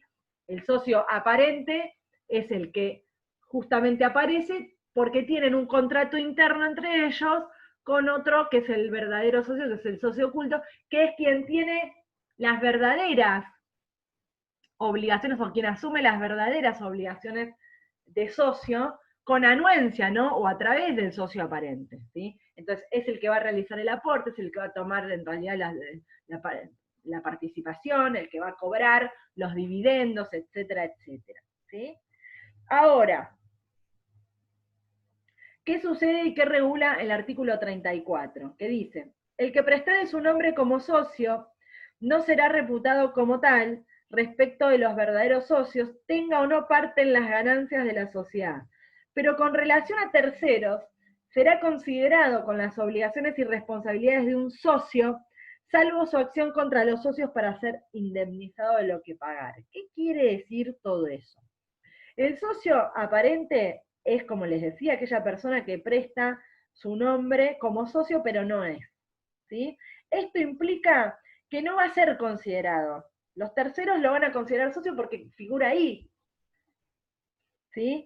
Con los alcances de la responsabilidad que implica allí. Ahora, entonces, si era de una sociedad colectiva, tendrá responsabilidad ilimitada, solidaria y subsidiaria. Si es de una responsabilidad, es socio de una sociedad de responsabilidad limitada, va a tener frente a los terceros la responsabilidad que figura allí, que es la limitada. ¿Sí? Esta norma, entonces, ¿a quién tiende a proteger? Al tercero de buena fe, que se confió, ¿no? Que se confió en la apariencia de esa calidad de socio. Como consecuencia de eso, contra los terceros responderá según el tipo social, con derecho, por supuesto, a repetir los montos que abonó de los restantes socios, ¿sí? Pero internamente, les decía, como no es socio, carece de derecho a la información, a exigir rendición de cuentas, etcétera, porque no es el socio verdadero. Entonces, supongamos, y esto es una pregunta, siempre fue pregunta de parcial, ¿qué pasaría si todos los socios en una sociedad fueran aparentes? Pregunta de parcial. Y se los nombré justo ahora porque vimos qué pasaría si todos los socios fueran aparentes.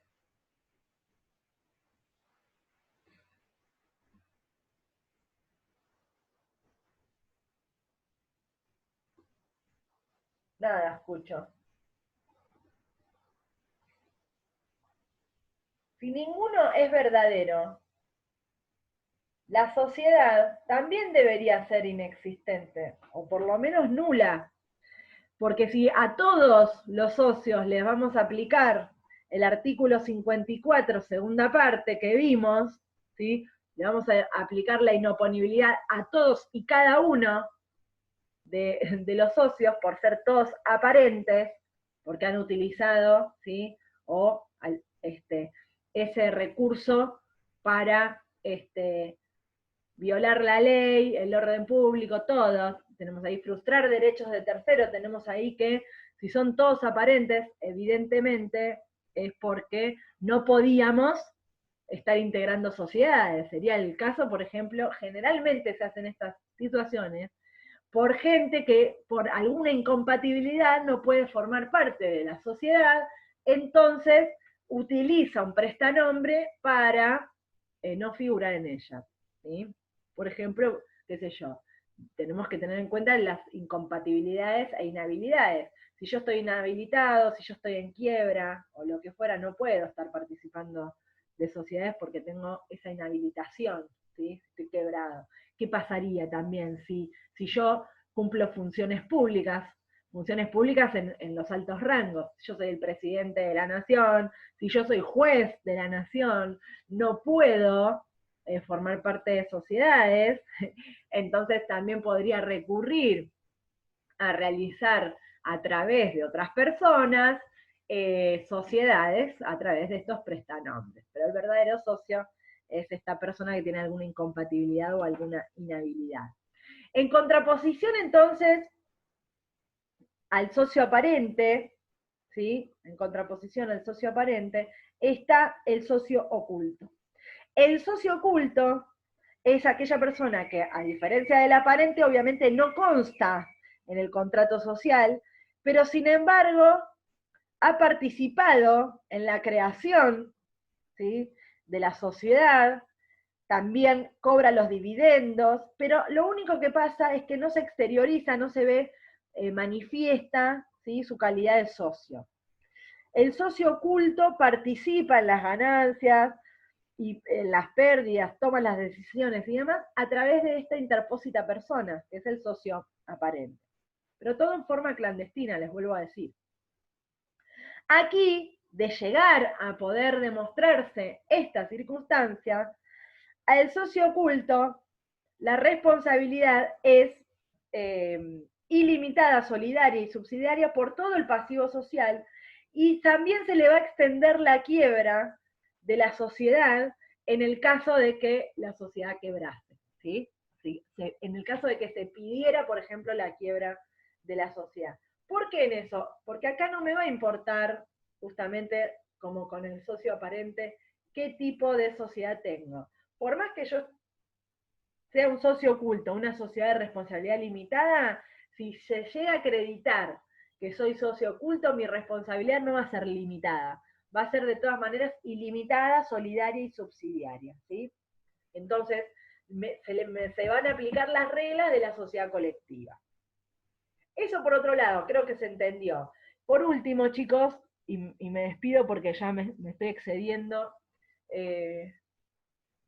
pero bueno, empezamos y 20, así que estamos con las 2 horas. Por último, la figura del socio del socio. La figura del socio, a diferencia del socio aparente y del socio oculto, no tienen nada que ver, estas personas son terceros ajenos a la participación en la formación de la sociedad. No figuran ni como no socios, ni son socios ocultos, es decir, en realidad son socios, ¿sí? Son socios o tienen una vinculación con un socio de la sociedad. ¿En qué situaciones, y esto se los comento en la práctica, cuando estamos frente a esta figura del socio? Generalmente se dan estas circunstancias cuando por decisiones de las mayorías se deciden aumentos de capital, ¿sí? Se deciden aumentos de capital, y como nosotros vimos, uno de los derechos es el derecho de suscripción preferente. Y varios aumentos de capital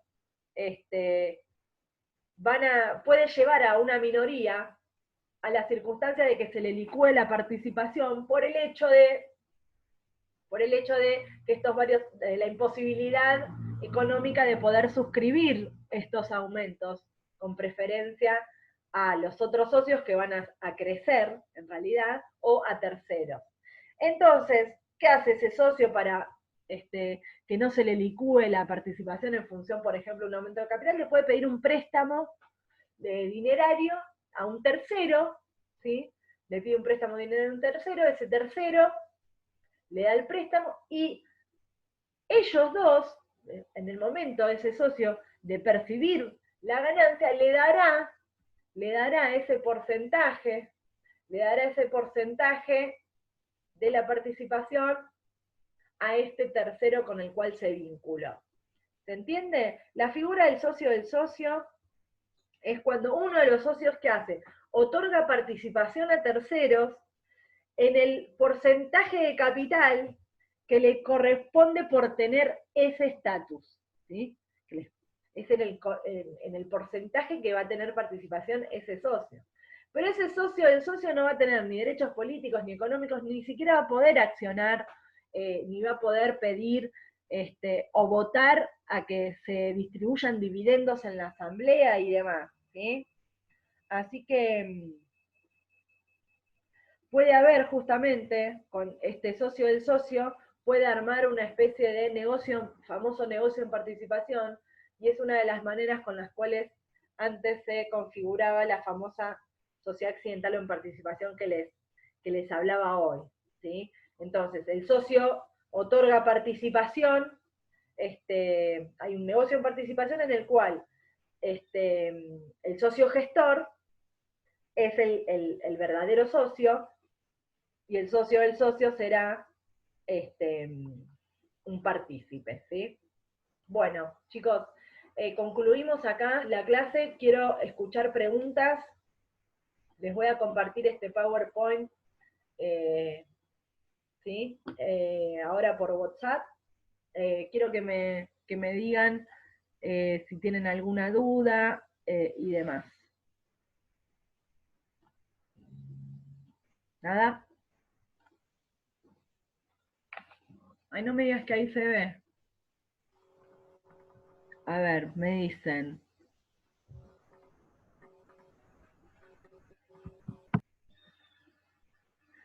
El hecho de que sea socio aparente hay que aclararlo en el contexto.